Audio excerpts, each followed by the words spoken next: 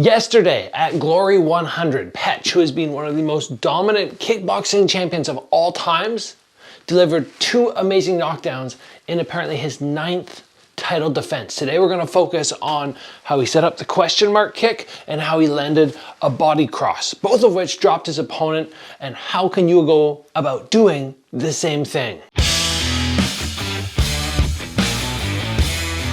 Today we're talking about Glory and how to improve your striking skills. I have 2 Glory belts and was the very first featherweight Glory champion. If you're wanting to up your striking skills beyond the content that I provide in this video, make sure you click that link down below and head over to Strike Ready Combat, where you can grab one of my 3 courses, takedown, offense, or defense, and just boost up your striking skills at a rapid pace. That's what I've been told, at least by so many people who have taken the course. They're like, man, my pace of learning just exploded after watching them. So we're talking about Petch today, one of the most dominant Glory champions of all time. In fact, I won this belt, I won this one. When I lost my 2nd belt against Robin van Roosmalen, who was a champion at a higher weight class, Petch came along and beat him. I think it was a pretty dominant decision where he utilized that left round kick and big knees to control the distance. And he is just such a spectacular fighter. I have not had a chance to compete against him, but we're talking today about how he sets up his kicks. Now, this was a rematch fight. He fought Trindad, I believe that's how you say his name Trindad. He fought him back in an 8-man tournament in Tokyo, I want to say. They met in the finals, and it was a very close fight. Close enough that they went, we need a rematch. But here's the thing about tournaments, and I've said this many times. It does not indicate who the best fighter is every time. Why not? Well, because you can have somebody come in who had a very hard battle in their first fight, other guy got a knockout. Second fight, gets a very hard fight, and again, scores the knockout. Now you could say that's because this guy's better, but either way, by the time we get to the end, this guy's been through so much more. So last time, the fight between Trindad and Petch was very close. But that could have simply been because Petch was already a bit fatigued. In this rematch, we saw him dominate, except for the first round. The first round was very close, and as I was watching, I'm going, whoa, okay, this is gonna be a tight fight. But then round 2 came, Petch lands 2 beautiful knockdowns. Round 3, he continues to dominate, and then 4 and 5, he just cruises because he's so far ahead. So let's talk first about, out of his southpaw stance, that body cross which he landed. We can look at the footage and we see initially he lands one that does not drop his opponent, but he lands it. Now that probably sets up the next sequence where his opponent gets dropped, but this one is interesting. He actually lands it while Trindad steps in and is in the middle of trying to execute his own body hook off the right, then transitions to the left, and then realizes, oh my gosh, I'm really hurt, and drops. Now the very first thing is, if I stand here and take a body shot flexed, or I flex as the shot comes, I'm much more likely to be completely tight. But as I go to throw, there's a good chance for many people they've loosened their stomach. Sometimes entirely, sometimes a little bit. You don't want to do that, by the way. When you go on your attack, your stomach should remain fairly tight. That takes skills to develop. But either way, it could have been the first shot. It could have been the fact that that second one was just timed so well. It lands and Trindad drops.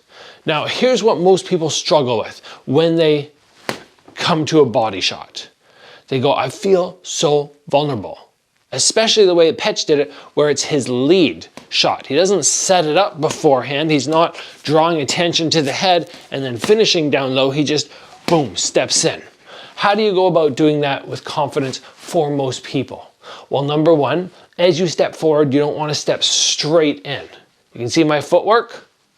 You don't want to do that. You want to take a slight step to the outside, and you can see how this has shifted my head dramatically. The body and the torso, not so much, but the head enough that you can go, okay, I'm off the center line. In addition, you can bend your lead knee a little bit, which now brings you even further off the center line. As long as you keep this other hand tight to the head, you're going, I got my head off the center line, I'm protected in the direction I'm stepping, and now I can throw that with much less fear. After that, it's just, oh, what happens if they come on this side? Well, that's why a prompt rechamber is always important. But in addition, once I hit this shot, I have two options. Either I pull out and get that head out of range, or I hit the shot and I angle off the back foot. Both of those are going to be viable options to keep yourself very safe. And I've thrown that body cross many times in fights, not usually off the lead. Usually I'll come 1 to 2. That's sort of my go-to movement there when I'm going down to the body. But I love the way that Petch managed to score a body knockdown, because that generally takes far more skill, in my opinion, than just winging up to the head. Now we move on to the question mark kick. Now the thing about Petch, which he's so good at, is just hucking in that back leg round kick around shoulder level, like many southpaw Thai fighters will do. Moving around, but he doesn't throw it with like massive power, like he's trying to kill it. He just places it up, but he has good enough technique that he generates much power in doing that. When you've established time and time again that this is a danger, this is a danger, you think, okay, shoulder level, and the hands start to just waver down. This is not a good block. I cover that in my Strike Ready course, where we talk about how do we block a round kick. This, yes, blocks it, but now leaves me exposed for those question mark kicks. Ideally, when you come to body level, you still do this for the block, but you just drop your height a little bit if you're wanting to meet it correctly and not have them come under the body. So that was a small mistake by Trinidad, and then it's just whoop, and this little flip. He doesn't go for like a full up and rotate. He just kind of comes to here and then flips and gets very high on the kick. It's not even one where you go, man, it had massive power, but it clips right up here. And if you've ever been hit there, you know it can really disorient you. But in general, some good front kicks beforehand, some good round kicks around shoulder level will start to draw down the hands, not make the person think about the head, and then it's just a matter of making that quick transition. His was very small. Like I said, it's not woo woo. It's just kind of up and this little flip. That in itself is enough. You don't need to oversell the question mark kick as long as you set it up correctly beforehand. So amazing job from Petch. Again, I think his 9th title defense. That's wild. This guy has been champion in glory for such a long time. Like closing in now, must be on 8, 9, 10 years. Something like that. Always thrilled to watch him fight.